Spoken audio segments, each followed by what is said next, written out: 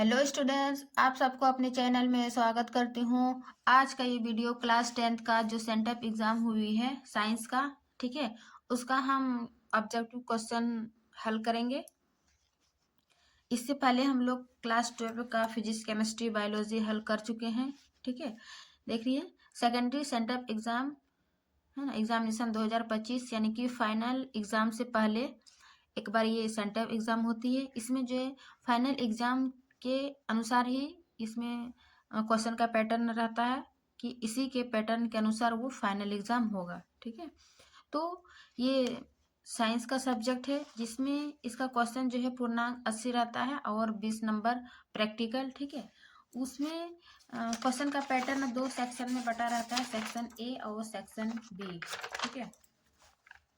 तो section A में है ऑब्जेक्टिव क्वेश्चन टाइप, जिसमें से 1 से 80 क्वेश्चन वस्तुनिष्ठ प्रश्न है और उसमें से 40 क्वेश्चन बनाना होता है, जिसमें प्रत्येक प्रश्न जो है वो 1 अंक का यानी कि 40 अंक मिलेगा। 40 क्वेश्चन बनाना होता है और 40 में आप फिजिक्स केमिस्ट्री यानी कि 80 क्वेश्चन देगा तो 40 फिजिक्स केमिस्ट्री बायो मिला के 40 बनाना है, ठीक है।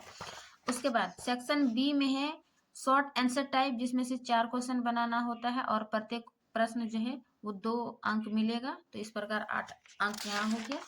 और एक है सभी का शॉर्ट लॉन्ग, जैसे ये फिजिक्स का शॉर्ट हो गया और उसी प्रकार फिजिक्स का लॉन्ग आंसर टाइप जो 1 अंक बनाना होता है 6 अंक का। उसी प्रकार फिर ये केमिस्ट्री का शॉर्ट है ना, शॉर्ट, जिसमें कि 2 क्वेश्चन बनाना होता है। और फिर इसी प्रकार केमिस्ट्री का लॉन्ग क्वेश्चन जो 1 क्वेश्चन बनाना होता है 5 अंक का। फिर बायोलॉजी का शॉर्ट क्वेश्चन 4 क्वेश्चन का, ठीक है।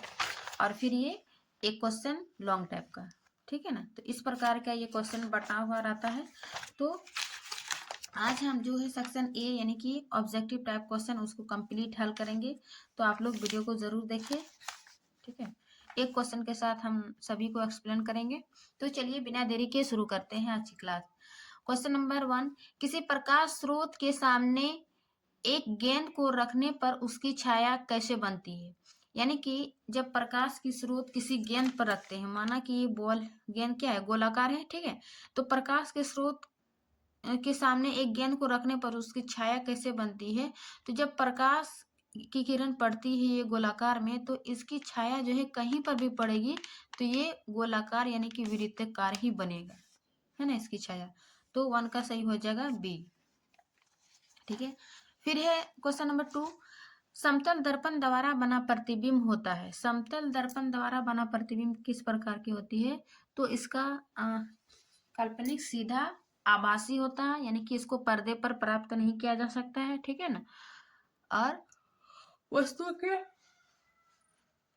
पार्श्व होता है, यानी कि दायां भाग बायां दिखेगा और बायां दायां दिखेगा, ठीक है ना। तो इसका 2 का बी होगा। फिर है 3 नंबर, सरल सूक्ष्मदर्शी में किसका उपयोग होता है, ठीक है। सरल सूक्ष्मदर्शी में किसका उपयोग होता है, तो इसका सही आंसर होगा उत्तल लेंस। क्यों, उत्तल लेंस के जो है वो आभासी प्रतिबिंब, आभासी और सीधा था, कभी वास्तविक था, उल्टा, तीनों ये बनाता है, ठीक है ना।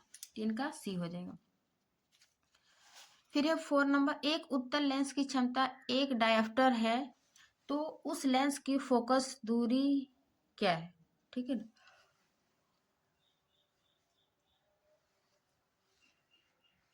तो इसका लिए एक फॉर्मूला होता है P बराबर 1/f, ठीक है ना।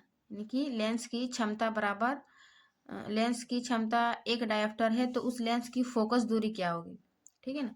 तो फोकस दूरी 1 मीटर होती है ना, और P बराबर होता है डायोप्टर 1 + 1 डायोप्टर, ठीक है। तो F बराबर यदि 1 मीटर दी हुई है तो क्या हो जाएगा, 1 मीटर बराबर 100 सेंटीमीटर, है ना। चूंकि क्षमता बराबर डायोप्टर है तो इसका सही आंसर हो जाएगा ये 100 सेंटीमीटर, ठीक है ना। और चूंकि उत्तल लेंस की क्षमता जो है,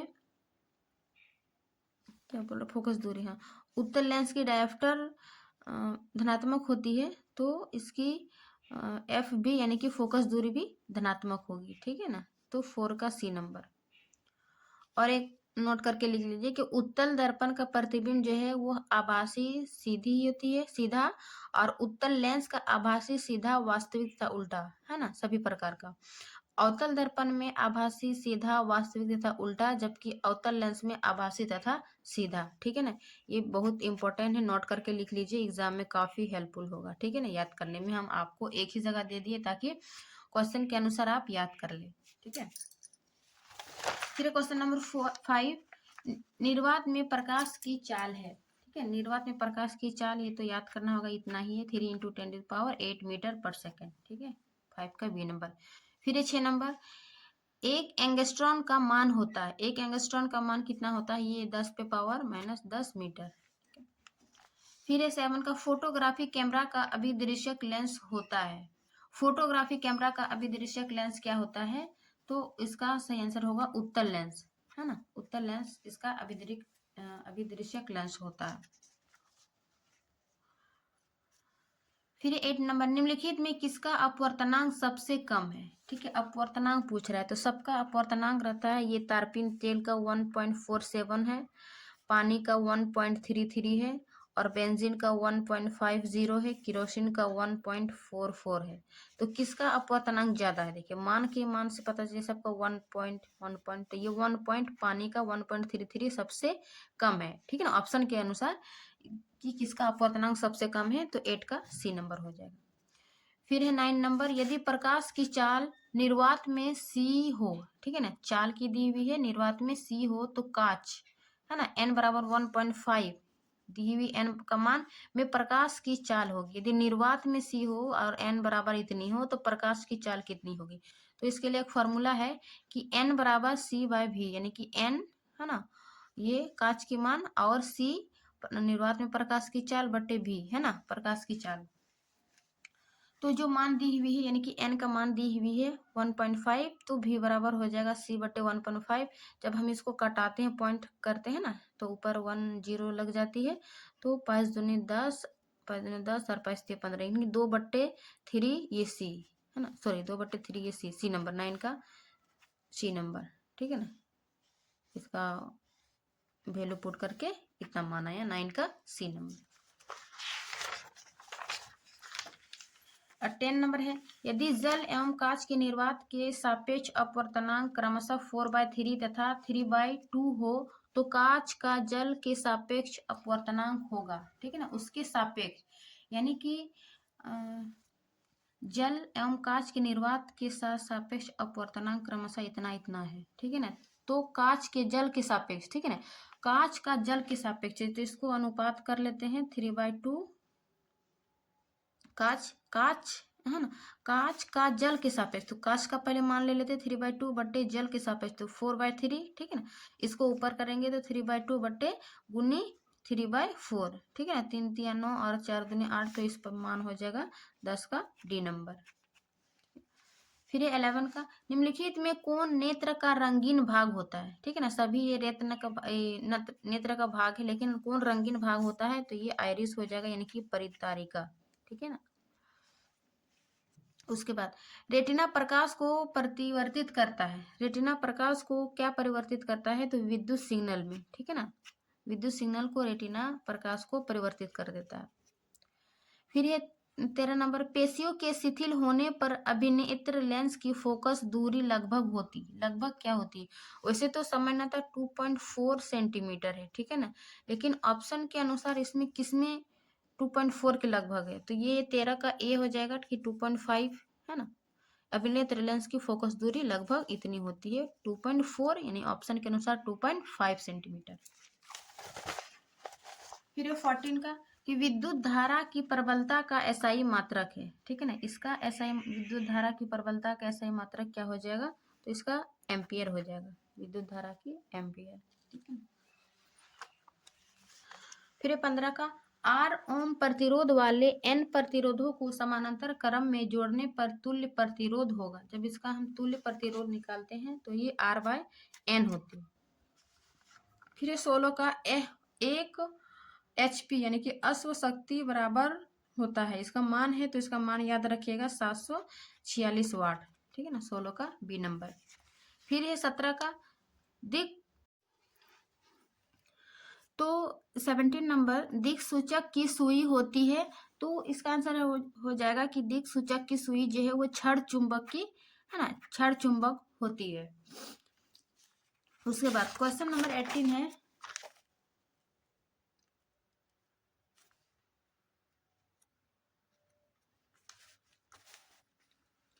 घरेलू विद्युत परिपथ में धनात्मक तार का रंग होता है, यानी कि घरेलू जो विद्युत परिपथ है उसका धनात्मक तार का रंग किस रंग का होता है? तो इसका सही आंसर हो जाएगा कि लाल। और काला जो है वो उदासीन तार की होती है, और हरा जो है वो भू संपर्क तार का होता है ना, भू संपर्क तार का।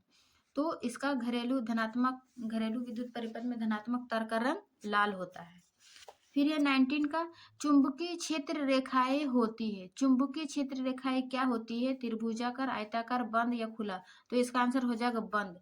चुंबकीय क्षेत्र रेखाएं, चूंकि यहाँ पर देखिए कि नॉर्थ टू साउथ, तो बाहर की ओर जो है वो नॉर्थ से साउथ की ओर, है ना, दिशा होती है, जबकि अंदर की ओर साउथ से नॉर्थ की ओर। तो इस प्रकार देखिए ये एक बंद वक्र बना रही है ना, तो इसका चुंबकीय क्षेत्र रेखाएं क्या होगी? एक बंद वक्र रेखा है।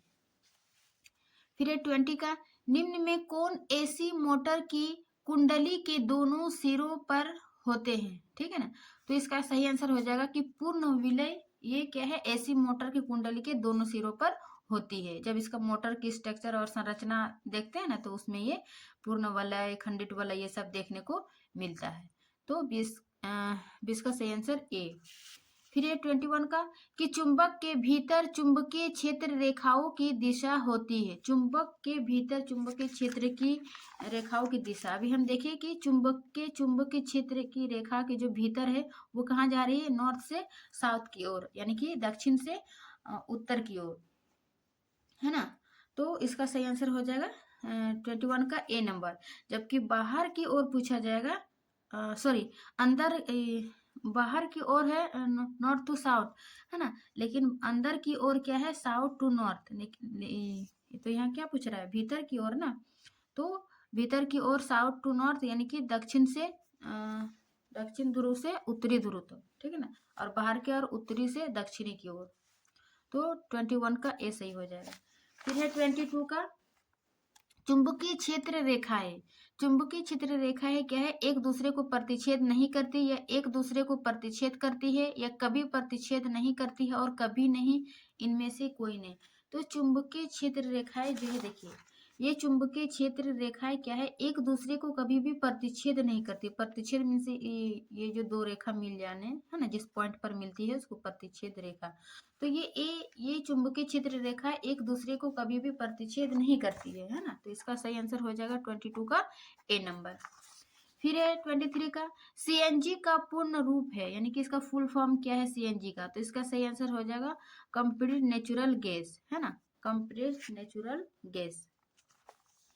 फिर है 24 का, लाल रंग से अधिक तरंगदैर्घ्य वाली किरणों को कहते हैं। लाल रंग से अधिक तरंगदैर्घ्य वाली किरणों को क्या कहते हैं? तो इसका सही आंसर हो जाएगा अवरक्त किरणें। 24 का बी नंबर। फिर 25 का, निम्न में कौन सा ऊर्जा स्रोत सौर ऊर्जा के व्युत्पन्न नहीं है? ठीक है ना, मतलब कौन सी ऊर्जा जो है ऊर्जा स्रोत सौर ऊर्जा के व्युत्पन्न नहीं है? तो इसका सही आंसर हो जाएगा नाभिकीय ऊर्जा जो है, ये सौर ऊर्जा स्रोत और ऊर्जा के व्युत्पन्न नहीं है। बाकी पवन ऊर्जा, भूतापीय ऊर्जा, जो मात्रा, ये सभी है, ठीक है ना। फिर 26 का, ग्रीन हाउस गैसों का सबसे ज्यादा उत्सर्जन होता है, यानी कि ग्रीन हाउस गैस जो है वो सबसे ज्यादा कौन सी गैस उत्पन्न करती है? बायोगैस, जीवाश्म ईंधन, सीएनजी, इनमें से कोई नहीं। तो देखिए ग्रीन हाउस गैस है जो बायोगैस, जीवाश्म ईंधन होते हैं जैसे कोयला, पेट्रोलियम, इन्हीं से ये उत्पन्न होती है। कार्बन डाइऑक्साइड, है ना, सीएनजी, नाइट्रस ऑक्साइड, तो ये मुख्यतः मतलब जीवाश्म ईंधन से, ठीक है ना, फॉसिल फ्यूल से। ये 26 का सी हो जाएगा। फिर 27 का, सोलर सेल बना होता है। सोलर सेल किसका बना होता है? सोना का, प्लेटिनम का, लिथियम का, सिलिकॉन का, ये धातु है। तो इसका सही आंसर हो जाएगा सी नंबर, यानी कि सिलिकॉन का जो है वो सोलर सेल बना होता है। फिर 28 का, निम्नलिखित में कौन धोबिया सोडा का अनुसूत्र है? धोबिया यानी कि वॉशिंग सोडा किसका सूत्र है? तो इसका सही आंसर हो जाएगा डी, Na2CO3 और 10H2 यानी कि इसका सोडियम कार्बोनेट डाई कार्बोहाइड्रेट है ना। तो इसका डेका, ये 10 जो है ना, ये Deka hydrate, sodium carbonate Deka hydrate, ये किसका सूत्र है? वॉशिंग सोडा का, यानी कि धोने वाले सोडा का फॉर्मूला है ये। फिर है 29 का, निम्नलिखित में कौन संयोजन अभिक्रिया है? संयोजन अभिक्रिया वैसे वो अभिक्रिया होती है जो दो या दो से अधिक अभिकारक मिलकर एक उत्पाद बनाती है, ठीक है ना। तो किसमें दो या दो अभिकारक है? देखिए जिंक H2SO4, इसमें दो अभिकारक है, लेकिन ये क्या, देखिए जिंक के साथ ये SO4 जो है ये विस्थापित हो गया, यानी कि ये विस्थापन अभिक्रिया हो जाएगा। इसमें थोड़ा सा कंफ्यूज नहीं करना, ठीक है ना। ये विस्थापन अधिक अभिक्रिया हो जाएगा। अब यहाँ देखिए कॉपर और ऑक्सीजन यानी कि दो उत्पाद मिलकर क्या बनाया? एक उत्पाद कॉपर ऑक्साइड। तो यही क्या हो जाएगा? संयोजन अभिक्रिया, है ना। तो इसका आंसर हो जाएगा संयोजन अभिक्रिया का। बाकी जो देखिए CaCO3 एक अभिकारक मिलकर है ना टूट के दो या दो अधिक खंडों में उत्पाद बनाता है, तो इसे अभिक्रिया को क्या कहेंगे? वियोजन अभिक्रिया, है ना, यानी कि टूटकर दो या दो से अधिक उत्पाद बनाया। तो ये सी नंबर वियोजन अभिक्रिया, ए नंबर विस्थापन और बी हो जाएगा संयोजन अभिक्रिया, ठीक है। तो 29 का बी सही हो जाएगा। फिर 30 का, निम्न में कौन ऑक्सीकरण की क्रिया नहीं है? ठीक है ना। ऑक्सीकरण में क्या होता है? ऑक्सीजन का वेग और हाइड्रोजन का वियोग, ठीक है ना, ऑक्सीजन का योग। तो निम्न में कौन ऑक्सीकरण की क्रिया नहीं है? तो इसका सही आंसर हो जाएगा अवक्षेपण। बाकी सभी जो है श्वसन भी ऑक्सीकरण अभिक्रिया है, दहन भी है, भोजन का पाचन है, इन सभी में जो है वो ऑक्सीजन उत्पन्न होती है ना, ऑक्सीजन का योग है। तो 30 का बी सही हो जाएगा। 31 का क्या है? साग सब्जियों का विघटित होकर कंपोस्ट बनना किस अभिक्रिया का उदाहरण है? जो साग सब्जी हम फेंकते हैं, है ना, उसको धीरे धीरे विघटित होकर क्या करता है? अपघटित होकर कंपोस्ट बनता है, ठीक है ना। तो इस अभिक्रिया का उदाहरण क्या है? उभयगामी प्रतिस्थापन, उष्माक्षेपी या उष्माशोषी। तो इसका आंसर हो जाएगा उष्माक्षेपी। क्यों? क्योंकि इससे जो है जब कंपोस्ट बन जाती है तो इसके साथ साथ जो है वो उष्मा उत्पन्न करते हैं ना। तो वैसे अभिक्रिया जिसमें उष्मा उत्पन्न हो रही है उसको उष्मा क्षेपी कहेंगे। और जिसमें उष्मा को ऑब्जॉर्ब कर रही है, अपने ओर मतलब ले रही है, तो उसको क्या कहेंगे? उष्मा शोधी, है ना। तो 31 का बी सही हो जाएगा। फिर 32 का, वसायुक्त खाद्य सामग्री को विकृत ग्रंथि होने से बचाने के लिए उसमें मिलाए जाने वाले पदार्थ को क्या कहते हैं? ठीक है, यानी कि जो खाद्य पदार्थ रह जाते हैं तो वो खराब हो जाते हैं ना, खाना खराब होने की।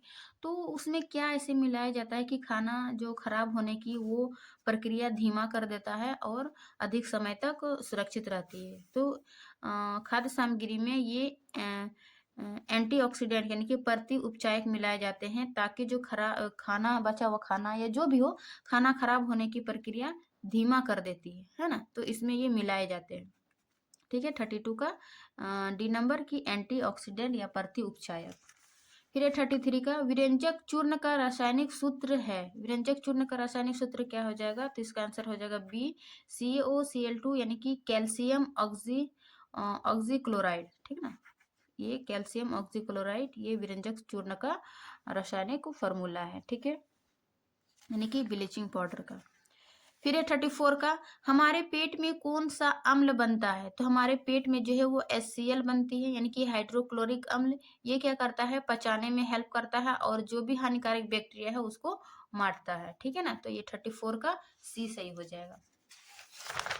फिर 35 का, NaHSO4 यानी कि सोडियम बाइसल्फेट, ये क्या है? उदासीन लवण है, अम्लीय लवण है या फिर क्षारकीय लवण है? इनमें से कोई नहीं। तो इसका सही आंसर हो जाएगा कि सोडियम बाइसल्फेट जो है यह एक अम्लीय लवण है, ठीक है। 35 का बी नंबर।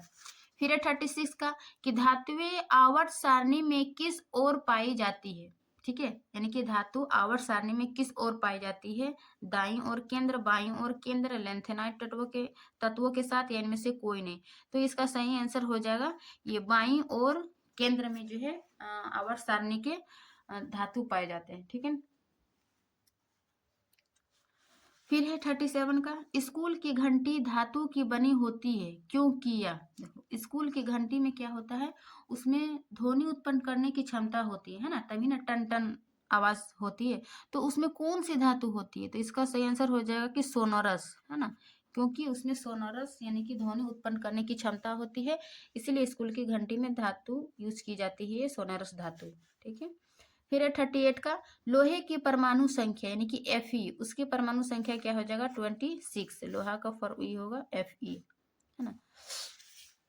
फिर है 39 का, टाइटेनियम, क्रोमियम, मैग्नीज तथा जिरकोनियम धातुओं को कहा जाता है। टाइटेनियम, क्रोमियम, मैग्नीज तथा जिरकोनियम धातु को क्या कहा जाता है, तो इसका सही आंसर हो जाएगा सी, कि सामरिक धातु कहेंगे इन सभी को। ठीक है ना, 39 का सी। फिर 40 का, शुद्ध सोना होता है, शुद्ध सोना कितने कैरेट का होता है, ये तो सभी को पता होगा कि 24 कैरेट का होता है ना। एल्केन का सामान्य सूत्र, एल्केन का सामान्य सूत्र हो जाएगा बी नंबर, CnH2n+2। ठीक है ना, ये एल्केन का, जबकि एल्किन का CnH2n होगा एल्किन, और CnH2n-2 ये एल्काइन का होगा। देखिए, ये एल्केन, एल्किन, ये एल्काइन। ठीक है ना, ये एल्केन, ये एल्केन, एल्किन, ये एल्काइन। ठीक है ना, तीनों को फॉर्मूला याद रखिएगा, इसी के पैटर्न के अनुसार जो है वो फाइनल एग्जाम में पूछा जाएगा। तो 42, निम्नलिखित में कौन सी गैस धातुओं को जोड़ने में प्रयुक्त होती है। ठीक है, कौन सी गैस धातुओं को जोड़ने में प्रयुक्त होती है, तो इसका सही आंसर हो जाएगा ये एथाइन, है ना, 42 का ए नंबर। फिर 43 का, उच्च वसा अम्लों के सोडियम लवण कहलाते हैं, उच्च वसा अम्लों के सोडियम लवण को क्या कहलाते हैं, प्लास्टिक, रबड़, साबुन या अपमार्जक। तो इसका सही आंसर हो जाएगा साबुन, जो है वो उच्च वसा अम्लों के सोडियम लवण होते हैं, साबुन। ठीक है, फिर 44 का, सिरका में निम्न में कौन सा अम्ल पाया जाता है, तो सिरका में क्या, एसिटिक अम्ल। ठीक है ना, एसिटिक अम्ल पाई जाती है, जबकि हाइड्रोक्लोरिक अम्ल पेट में, सल्फ्यूरिक अम्ल ये बैटरी वगैरह में पाई जाती है, और फॉर्मिक अम्ल ये चींटी वगैरह में पाए जाते हैं। फिर 45 का, CH3O, C2H5 का IUPAC नाम क्या है ना, IUPAC नाम क्या होगा CH3 का, तो इसका सही आंसर हो जाएगा ये मिथॉक्सी इथेन। ठीक है, इसका IUPAC नाम भी आप लोग याद रखिएगा। फिर 46 का, मेंडलीफ के तत्व वर्गीकरण का आधार क्या है, तो इसका वर्गीकरण का आधार हो जाएगा परमाणु द्रव्यमान। ठीक है ना, मेंडलीफ का, इसी से जो है आवर्त सारणी का आधार प्राप्त हुआ था। फिर 47 का, आवर्त सारणी के प्रथम वर्ग के सदस्य, प्रथम वर्ग के सदस्य क्या है, अम्लीय धातु, मिश्र धातु, क्षार धातु, अक्रिय धातु। तो इसका सही आंसर हो जाएगा कि प्रथम वर्ग के सदस्य जो है वो क्षार धातु की है, जिसमें से लिथियम, सोडियम, पोटेशियम ये सभी आती है ना, लिथियम, सोडियम, पोटेशियम ये सभी क्षार धातु और आवर्त सारणी के प्रथम वर्ग के सदस्य। फिर 48 का, ओजोन के एक अणु में ऑक्सीजन के परमाणुओं की संख्या होती है, ओजोन यानी कि O3, तो ऑक्सीजन के परमाणु कितनी हो जाएगी 3, है ना, इसका फॉर्मूला हो जाएगा। फिर 49 का, आवर्त सारणी के प्रत्येक आवर्त का अंतिम सदस्य होता है, अंतिम सदस्य क्या होता है, ये होती है अक्रिय गैस, है ना, जिसमें कि हीलियम, नियॉन, आर्गन ये सभी आते हैं, है ना, तो ये अक्रिय गैस अंतिम सदस्य।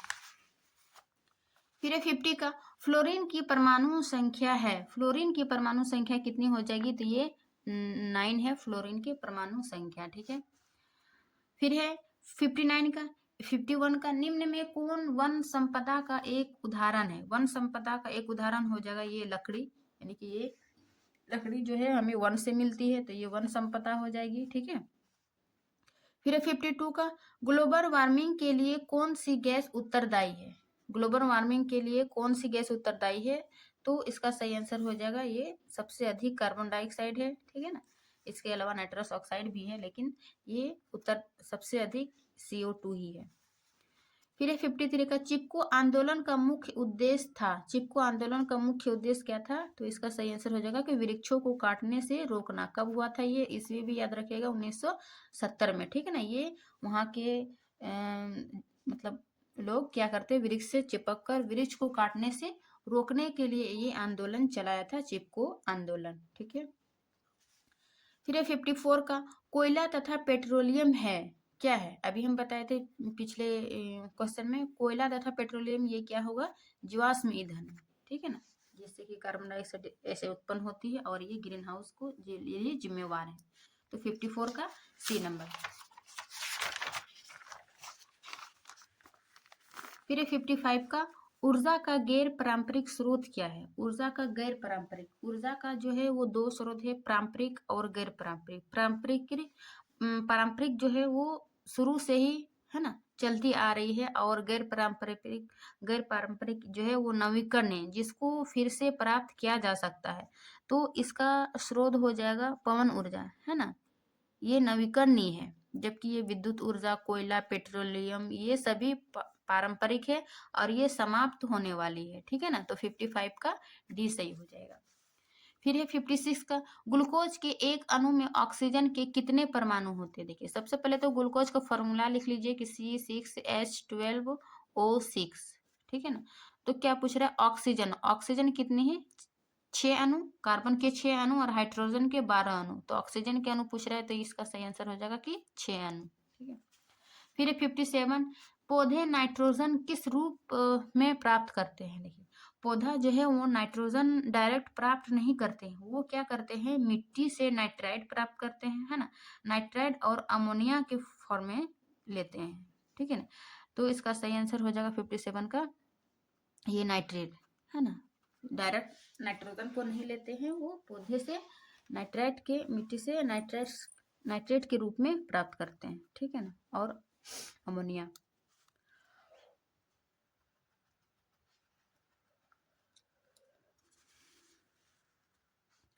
फिफ्टी 58 का जठर रस की अम्लीयता किसके कारण होती है ना। तो जठर रस की अम्लीयता यानी जब हमारे पेट में HCl अम्ल है तो जठर रस की अम्लीयता उसी अम्ल के कारण होगा, है ना, हाइड्रोक्लोरिक अम्ल के कारण। फिर 59 का मृतजीवी पोषण में भोजन का पाचन कहाँ होता है? मृतजीवी पोषण कौन होती है? जैसे कि कवक हो गया, है ना, जो कि सड़े गड़े पदार्थ से यानी कि मृत जीवों से अपना पोषण प्राप्त करते हैं। तो ये भोजन का पाचन कहाँ होती है? तो इसका आंसर हो जाएगा कोशिका के बाहर इसका पाचन हो जाती है, ठीक ना, क्योंकि उसमें कोई विशेष कोशिका नहीं होती है। तो 59 का बी हो जाएगी।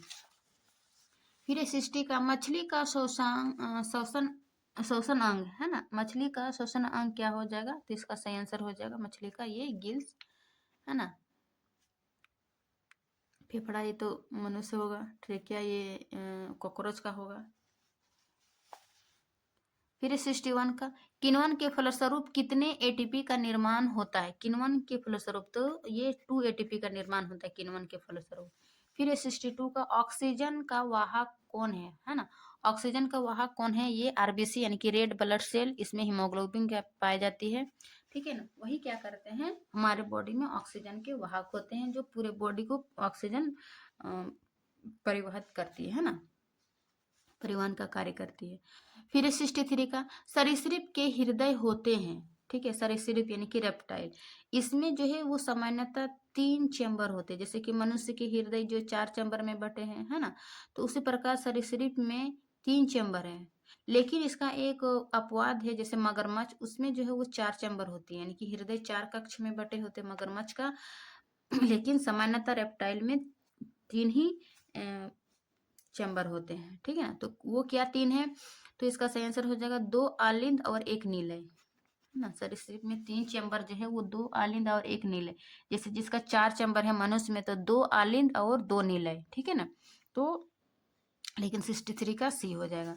फिर 64 का किस जीव में हीमोग्लोबिन नहीं होता? हीमोग्लोबिन किस में होता है? RBC जो है ना, तो किस में नहीं होता है? तो इसका सही आंसर हो जाएगा कि मक्खी में जो है वो हीमोग्लोबिन नहीं होती है, बाकी ये सभी स्तनधारी मनुष्य पक्षी इसमें से हीमोग्लोबिन होती है।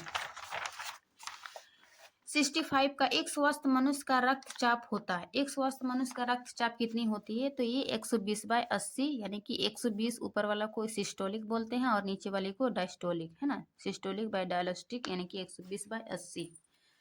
इससे अधिक होने पर उच्च रक्तचाप, इससे निम्न होने पर निम्न रक्तचाप। ठीक है। फिर 66 का, पौधे में टेनिन नामक पदार्थ कहाँ संचित होता है?